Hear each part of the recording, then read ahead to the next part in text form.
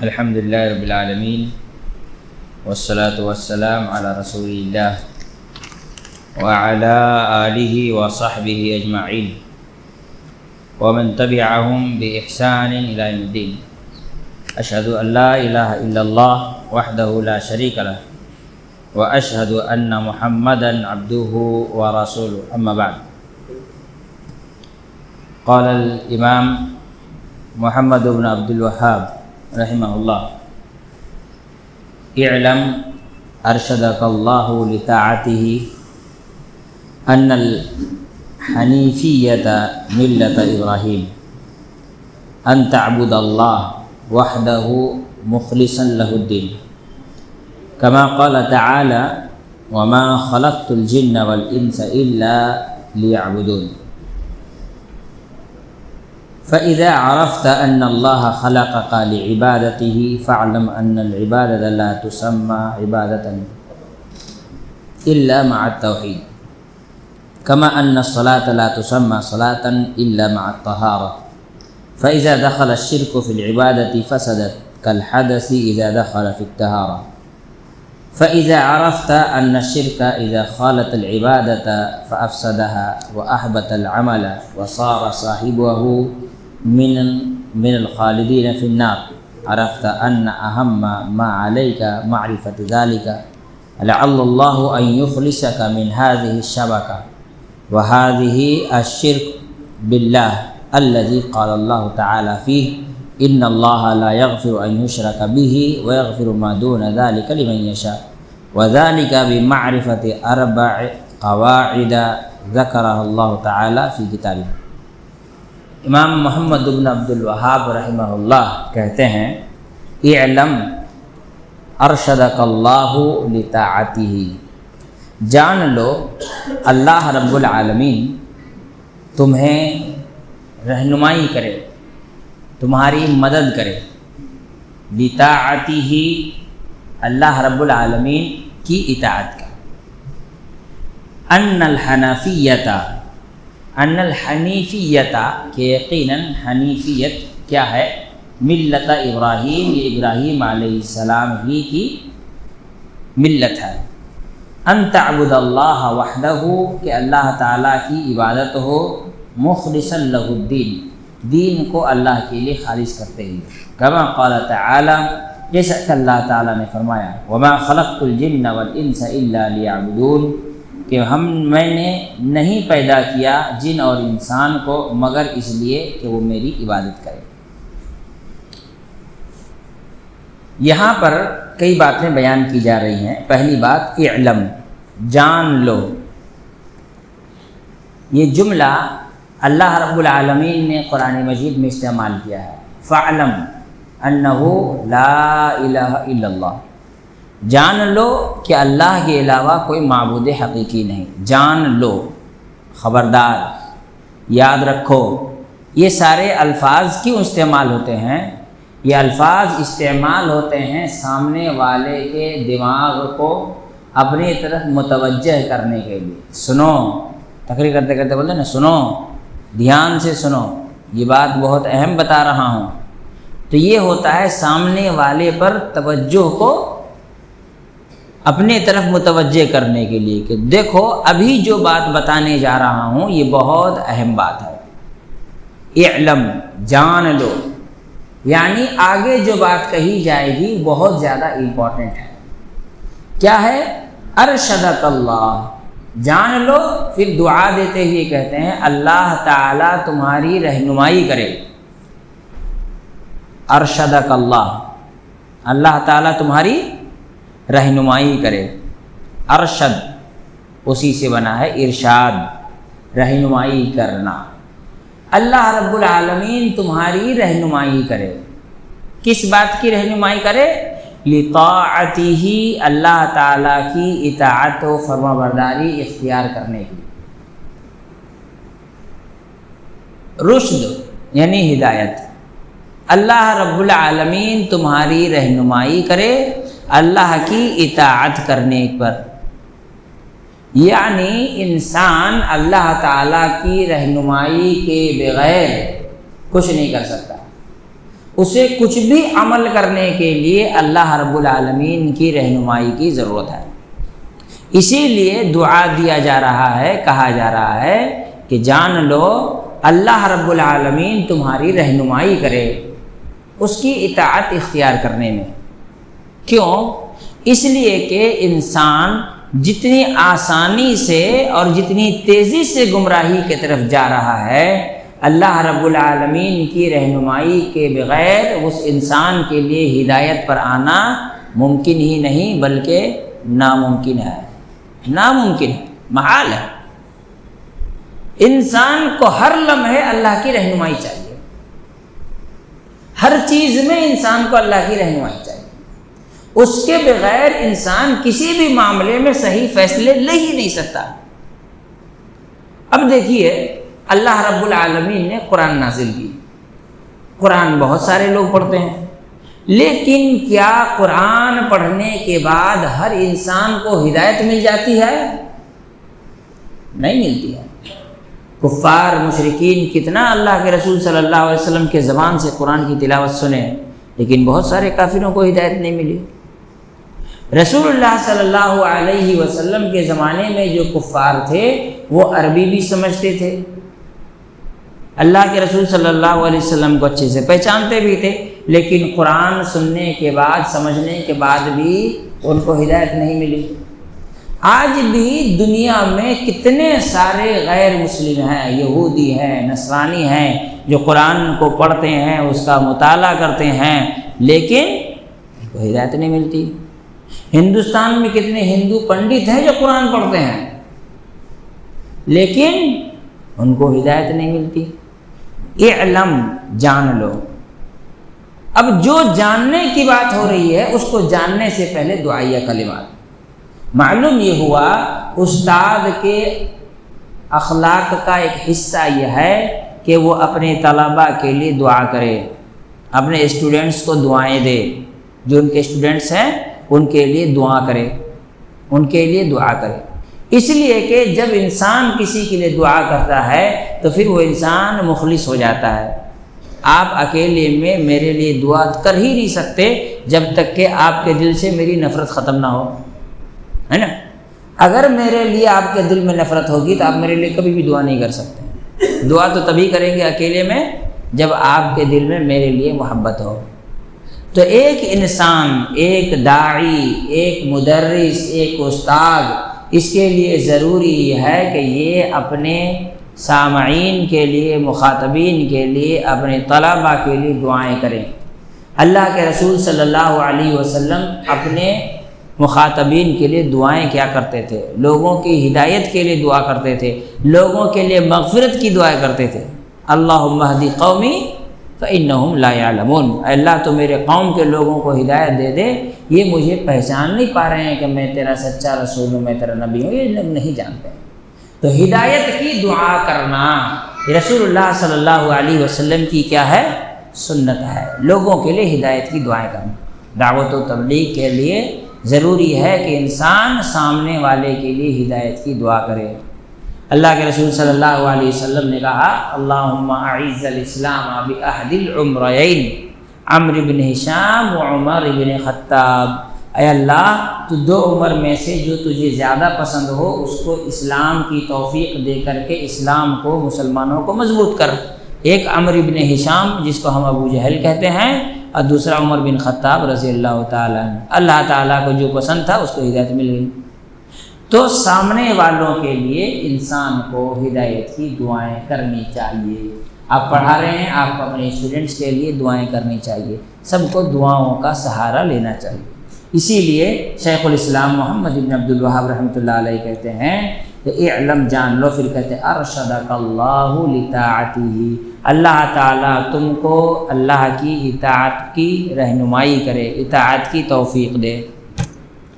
ارشد یہ ہدایت سے بنا ہے، ہدایت ملے۔ اب آپ دیکھیں کہ ہم لوگ بھی اللہ تعالیٰ سے رہنمائی مانگتے ہیں، اہدنا الصراط مستقیم، اے اللہ تو ہمیں سیدھے راستے پر چلا۔ ہم بھی اللہ تعالیٰ سے ہدایت کی دعائیں کرتے ہیں۔ شیخ ابن باز رحمۃ اللہ علیہ کا ایک بہت خوبصورت جملہ ہے کہ الانسان یحتاج الی ہدایت اللہ فی کل زمان و فی کل مکان، کہ ہر انسان اللہ تعالیٰ کی رہنمائی کا محتاج ہوتا ہے، چاہے وہ زندگی کے کسی بھی موڑ پر کسی بھی جگہ پر کھڑا ہو، بڑے سے بڑا عالم بن جائے تب بھی اس کو اللہ کی رہنمائی کی ضرورت ہوتی ہے، بڑے سے بڑا پیسہ والا ہو جائے تب بھی اس کو اللہ رب العالمین کی ہدایت اور رہنمائی کی ضرورت ہوتی ہے۔ تو انسان کبھی بھی اللہ کی رہنمائی سے بے نیاز نہیں ہو سکتا، یہ نہیں کہہ سکتا کہ اب میں اس مقام پر پہنچ گیا ہوں کہ مجھ کو اللہ تعالیٰ کی ہدایت اور رہنمائی کی ضرورت نہیں ہے، بلکہ انسان کو ہمیشہ اللہ رب العالمین سے ہدایت اور رہنمائی کی دعائیں کرتے رہنا چاہیے اور ایک دوسروں کو ہدایت کی دعائیں دیتی رہنی چاہیے۔ ٹھیک ہے، کہتے رحمک ارشدک اللہ لطاعتہ، اللہ کی اطاعت کی توفیق ملنا چاہیے، کیونکہ انسان سنتے بہت ہیں لیکن اگر اللہ تعالیٰ توفیق نہ دے تو پوری کتاب پڑھنے کے بعد بھی آدمی توحید کو نہیں اپنائے گا۔ اسی لیے وہ دعا دیتے ہیں، کیا کہتے ہیں؟ ان الحنیفیۃ ملت ابراہیم، حنیفیہ،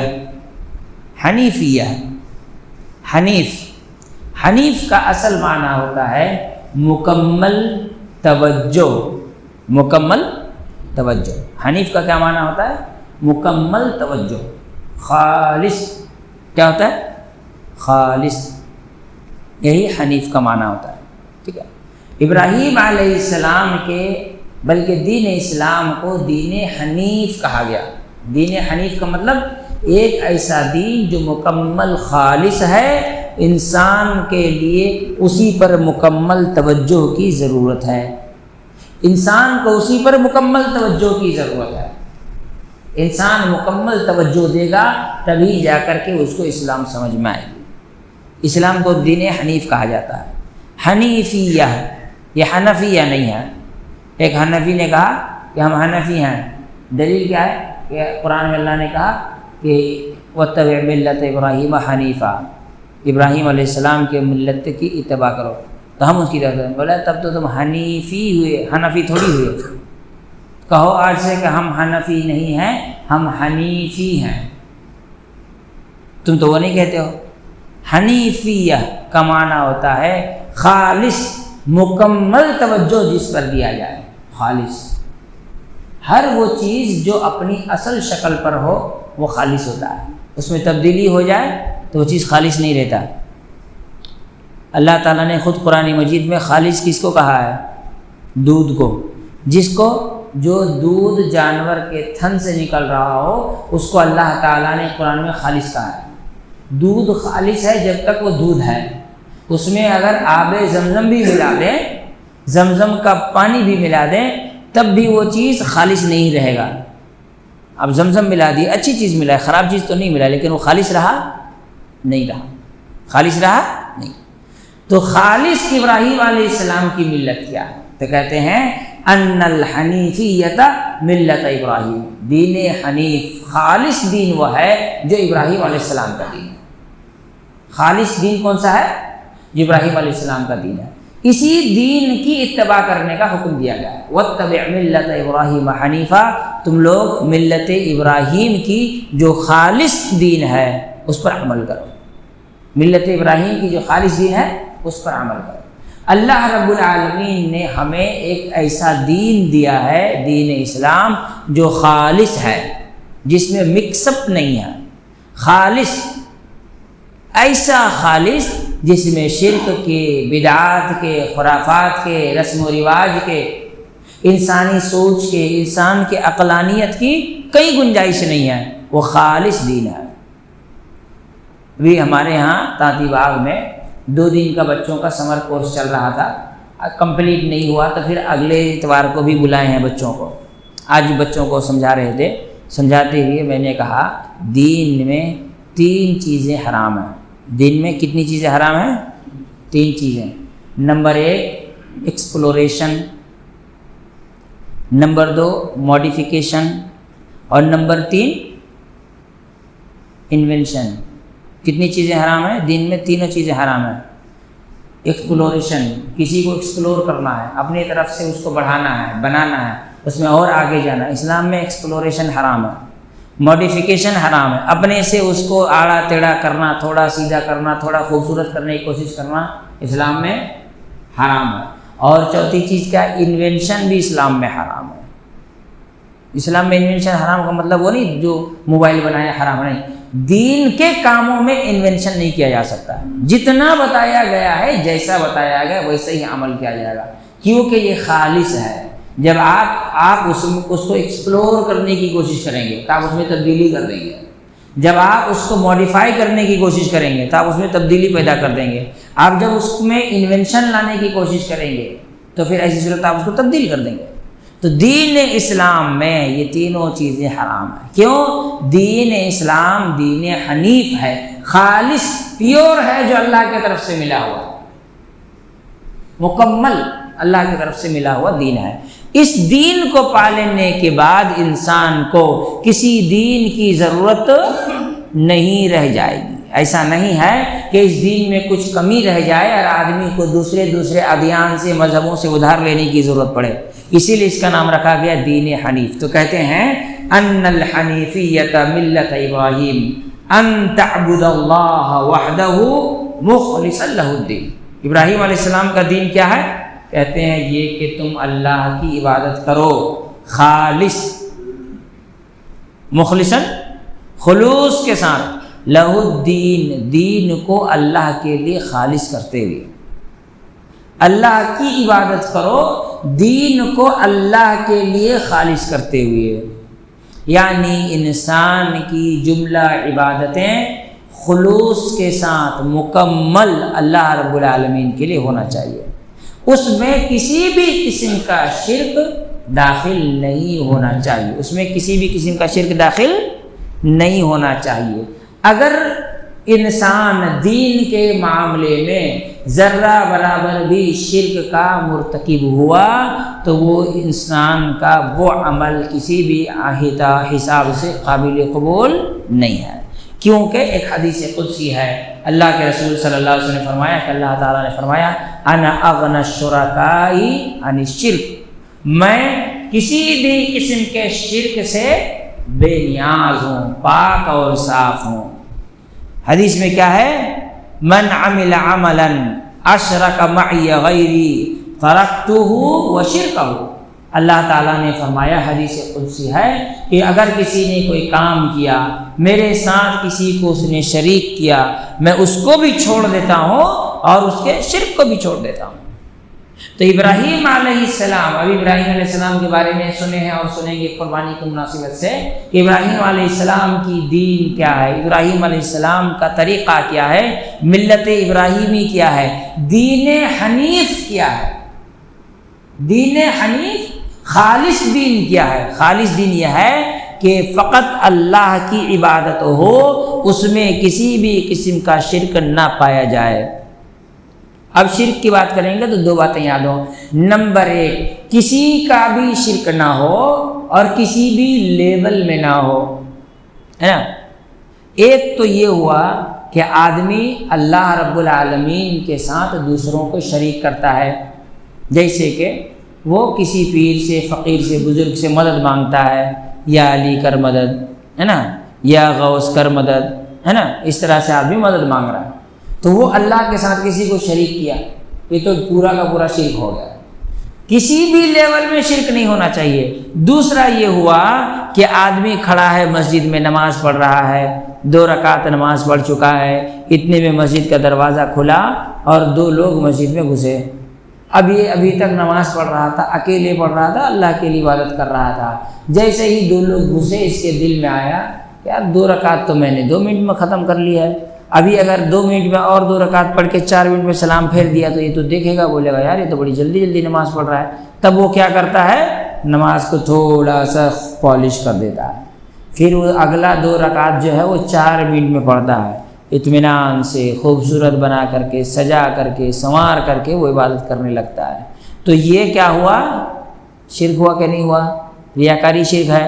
اللہ رب العالمین ہر قسم کے شرک سے پاک ہے، عبادت اللہ کے لیے خالص ہونی چاہیے، شرک اکبر سے بھی خالص ہو، شرک اصغر سے بھی خالص ہو، یعنی ان دونوں شرک سے کیا ہو؟ پاک ہو، کسی کو بھی شریک نہ کرے اور کسی بھی لیول میں شریک نہ کرے۔ ضروری نہیں ہے کہ کسی کو اللہ کے برابر سمجھے تو اللہ وہ آدمی مشرک ہوتا ہے، کسی کو اللہ سے چھوٹا سمجھے لیکن اس کی بھی رعایت کرتا ہے تو وہ بھی کیا ہو جاتا ہے؟ شرک کا مرتکب ہوتا ہے۔ اللہ کے رسول صلی اللہ علیہ وسلم نے فرمایا اخوف ما اخاف علیکم، مجھے سب سے زیادہ تم لوگوں کے بارے میں جس چیز کی فکر ہے وہ کیا ہے؟ الشرک الخفی، چھپا ہوا شرک۔ صحابہ اکرام نے پوچھا کہ یہ کون سا شرک ہے؟ کہا الریا، یہ کیا ہے؟ ریاکاری ہے۔ یہ کیا ہے؟ ریاکاری ہے۔ تو دین کو اللہ کے لیے خالص کرنا، عبادتوں کو اللہ کے لیے خالص کرنا، یہی اصل ہے۔ ابراہیم علیہ السلام کا دین یہی ہے۔ کہاں سے پتہ چلا؟ اللہ تعالیٰ نے فرمایا قل ان صلاتی ونسکی ومحیای، اس کے بعد کیا ہے؟ ومماتی للہ رب العالمین، کہہ دیجئے میری نمازیں، میری قربانی، میری زندگی، میری موت، اس کے بعد کچھ بچا؟ سب کچھ اللہ کے لیے، مخلصین لہ الدین، اپنا سارا عمل اللہ کے لیے خالص کر دینا ہوگا، کسی بھی لیول میں کسی دوسروں کی رضامندی کا انسان کو فکر نہ ہو۔ اسی لیے میں نے اس سے پہلے بھی کہا والدین کی خدمت کرو اللہ کو راضی کرنے کے لیے۔ کس کو راضی کرنے کے لیے والدین کی خدمت کرو؟ اللہ کو راضی کرنے کے لیے، نہ کہ والدین کی خدمت کرو والدین کو راضی کرنے کے لیے۔ اگر والدین کی خدمت کرو والدین کو راضی کرنے کے لیے تو ایسی صورت میں تم کبھی بھی زندگی میں والدین کو خوش نہیں کر پاؤ گے، نہیں کر پاؤ گے۔ لیکن اگر تم اللہ کو راضی کرنے کے لیے والدین کی خدمت کرو گے تو اللہ تعالیٰ تمہارے والدین کو تم پر راضی کر دے گا۔ ابھی اس ڈیٹیل ہے، میں اس ڈیٹیل میں نہیں جانا چاہتا کہ ہوتا کیا ہے۔ جب آدمی اللہ کو چھوڑ کر صرف والدین کو راضی کرنا چاہتا ہے تو والدین کی غلط باتوں میں سپورٹ کرنا شروع کر دے گا، ان کے کہنے پر وہ گناہ بھی کرتا ہے۔ لیکن اگر وہ اللہ کو راضی کرنے کے لیے والدین کی خدمت کرے گا تو والدین کی غلط باتوں میں کبھی سپورٹ نہیں کرے گا، نہ والدین کو خوش کرنے کے لیے گناہ کرے گا۔ اسی لیے مخلصین لہ الدین، اپنا ہر کام اللہ کے لیے خالص ہو، نماز، روزہ، حج، زکوٰۃ، قربانی، دعا، استغفار، سب اللہ کے لیے ہونا چاہیے۔ ابھی قربانی ہوگی، 5 لاکھ کا گرو، 10 لاکھ کا گرو ہے نا، ابھی لوگ لے کر کے آئیں گے، بڑے بڑے گرو لے کر کے آئیں گے، سب بیل لوگ بیل لائیں گے، بیل لوگ کیا لائیں گے؟ بیل لائیں گے قربانی کرنے کے لیے۔ ان کا جو شیطان قربانی کر کے رکھا ہے اس کو پتہ نہیں ہے کہ خود اس کو شیطان نے قربان کر دیا، اس کو پتہ ہی نہیں ہے وہ کس کو قربان کرنے کا ہے، جانور قربان کرنے کے لیے لے کے آئیں گے۔ لانے کے بعد کیا ہوگا؟ میں تو کہتا ہوں آپ قربانی اللہ کے لیے کر رہے ہیں تو آپ کا گورو فجر کے بعد کیوں نہیں اتر رہا ہے؟ رات کو 7 بجے سے 12 بجے کے بیچ میں آپ کا گورو کیوں اتر رہا ہے؟ لیکن اسی ٹائم سارے بیکار لوگ روڈ میں گھومتے رہتے ہیں، آپ کا گورو اترے دنیا دیکھے، اس لیے آپ ایسا کر رہے ہیں۔ ورنہ فجر کے وقت اگر اتاریں گے صبح 7 بجے 8 بجے سب سو رہا ہوگا تو وہ گورو ہی نہیں دیکھے گا۔ اور لوگ گورو دیکھنے جاتے ہیں، تماشا دیکھنے جاتے ہیں۔ اگر کوئی ایسا گائے لے کر کے آئے جو شانتی سے اترے اور سیدھے چپ چاپ چلے، اس کو لے کر لوگ باندھ دیں، مزہ نہیں آیا، بولتے نہیں بولتے آدمی لوگ، مزہ نہیں آیا۔ کیسا ہونا چاہیے؟ اچھلنا چاہیے، 2-3 کو سینگ مارنا چاہیے، جو پکڑ کر لے جا رہا ہے وہ گر جائے، اس کی دھوتی پھٹ جائے، ہے نا، آدمی دیکھے گا بہت زبردست گورو تھا، دیکھو اس کو پٹک دیس، اس کو مار دیس۔ ہر آدمی یہی کہتا ہے، ہر آدمی یہی کہتا ہے، مزہ آنا چاہیے گورو دیکھنے میں۔ ہر آدمی یہ کرتا ہے، کیوں؟ اس لیے تاکہ دنیا دیکھے۔ یہ خلوص ہوا۔ ایسی عبادتوں کو اللہ تعالیٰ ریجیکٹ کر دیتا ہے۔ من عمل عملا اشرک معی غیری ترکتہ وشرکہ، اللہ تعالیٰ نے فرمایا کوئی اگر کام کرتا ہے، عبادت کرتا ہے، میرے ساتھ دوسرے کو شریک کرتا ہے، میری خوشی کے ساتھ ساتھ دوسروں کی خوشی کی رعایت کرتا ہے، میری خوشی کے ساتھ ساتھ دوسروں کی خوشی کی تمنا اور آرزو رکھتا ہے، میری خوشی کے ساتھ ساتھ دوسروں کی خوشی کا خیال رکھتا ہے، تو ایسی صورت میں ترکتہ و شرکہ، میں اس کو بھی چھوڑ دیتا ہوں، اس کے اس عمل کو بھی چھوڑ دیتا ہوں۔ تو مخلصین لہ الدین، ابراہیم علیہ السلام ان کا دین کیا تھا؟ ان کا دین یہ ہے کہ مکمل طور پر سب کچھ محض ایک اللہ کی رضامندی کے لیے، باقی دنیا کی کوئی پرواہ نہ کیا جائے، دنیا کی پرواہ نہ کیا جائے۔ دنیا کی پرواہ کر کے کیا کریں گے؟ دنیا کیا ہے؟ ویسے بھی دنیا کسی کے کام کی رہی نہیں آج کی تاریخ میں۔ پہلے تو پھر بھی لوگ ایک دوسرے سے محبت کرتے تھے، ایک دوسرے کے ساتھ کھڑے ہوتے تھے، مصیبت پریشانی میں مدد کرتے تھے۔ آج تو کوئی کسی کا کچھ رہا نہیں، اس کے باوجود انسان دنیا کی فکر کرتا ہے کہ دنیا کے لوگ کیا بولیں گے، ہے نا؟ لوگ یہی سوچتے ہیں، اس بات کا انسان کو خیال رکھنا چاہیے۔ پھر آگے کہتے ہیں اللہ تعالیٰ نے فرمایا کہ ہم نے جن و انس کو محض اس لیے پیدا کیا کہ وہ اللہ تعالیٰ کی عبادت کرے۔ تو اللہ تعالیٰ نے انسان کو اس لیے پیدا کیا تاکہ انسان اللہ کی عبادت کرے۔ تو اللہ تعالیٰ نے انسان کی پیدائش کا مقصد بتا دیا۔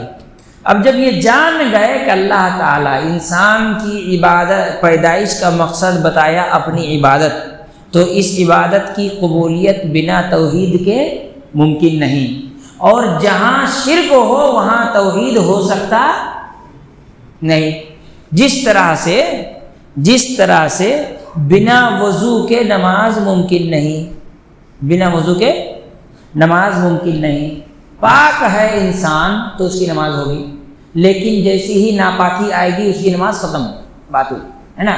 آدمی نماز پڑھ رہا ہے، نماز پڑھتے پڑھتے اس کی ہوا نکل گئی، ٹھیک ہے، وضو ٹوٹ گیا، اس کی نماز بھی ٹوٹ گئی، ختم، اس کی نماز ختم۔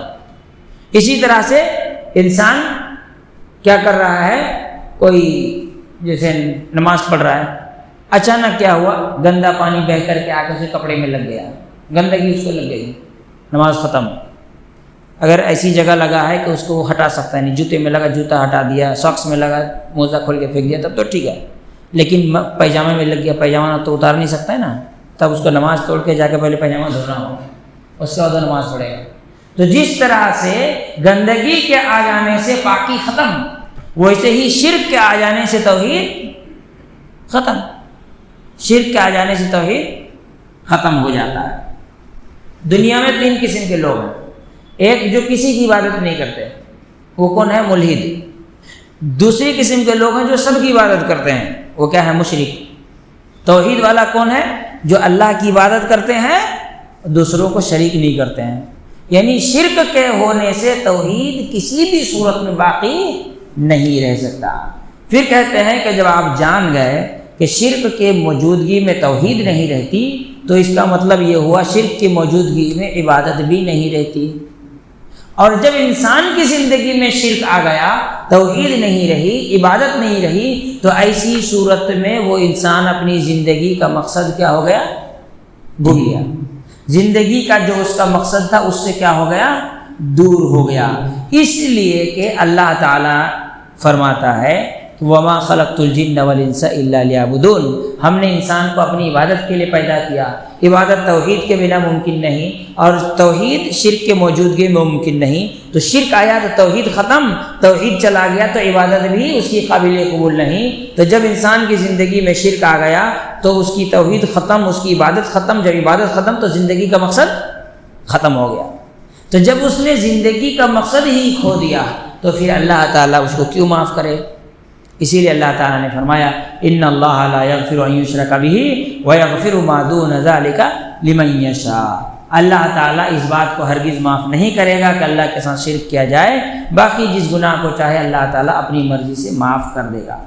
تو اب یہاں کہتے ہیں وذلک بمعرفۃ اربع قواعد ذکرہ اللہ تعالیٰ فی کتابہ۔ اب توحید باقی رہے، اور توحید کے باقی رہنے سے عبادت بھی باقی رہتی ہے۔ تو توحید باقی رہے، شرک ہماری زندگی میں نہ آئے، یہ کیسے ممکن ہے کہ توحید باقی رہے اور شرک ہماری زندگی میں نہ آئے؟ اس کے لیے ضروری ہے کہ آدمی 4 قاعدوں کو سمجھے۔ کتنے قاعدوں کو سمجھے؟ 4 قاعدوں کو سمجھے۔ اسی لیے اس کتاب کا نام کیا ہے؟ القواعد الاربع، 4 قاعدے۔ وہ 4 قاعدے جو انسان کو بتلائیں گے کہ وہ ابراہیم علیہ السلام کے طریقے پر، جو طریقہ توحید والا تھا، اس پر وہ قائم ہے کہ نہیں ہے۔ اب ابراہیم علیہ السلام کا طریقہ کیوں بار بار کہا جا رہا ہے؟ اس لیے کہ یہودی اور نصرانی دونوں کا یہ کہنا ہے کہ وہ ابراہیم علیہ السلام کے طریقے پر ہیں۔ یہودی نے کہا کہ ہم ابراہیم علیہ السلام کے طریقے پر ہیں، نصرانی نے کہا کہ ہم ابراہیم علیہ السلام کے طریقے پر ہیں۔ اللہ تعالیٰ نے فرمایا ما کان ابراہیم یہودیا ولا نصرانیا، نہ تو ابراہیم علیہ السلام یہودی تھے نہ ہی نصرانی تھے۔ ابراہیم علیہ السلام کیا تھے؟ ولیکن کان حنیفا مسلما، بلکہ وہ خالص اللہ کی اطاعت و فرمانبرداری کرنے والے تھے، ہے نا۔ ان اول الناس بابراہیم للذی کیا ہے قرآن میں ہے کہ یقیناً ابراہیم کے حقیقی معنوں میں متبعین وہ لوگ ہیں للذین آمنوا، جو ایمان لائے، جو لوگ اللہ کے دین پر عمل کے، شرک نہیں کیا۔ تو ابراہیم علیہ السلام کا دین ہی خالص دین ہے، اور اس دین پر قائم رہنے کے لیے 4 قاعدوں کا جاننا ضروری ہے۔ انہی 4 قاعدوں کو آگے انشاءاللہ بیان کیا جائے گا۔ اللہ تعالیٰ سے دعا اللہ تعالیٰ ہم تمام کو سمجھ عمل کی توفیق عطا فرمائے۔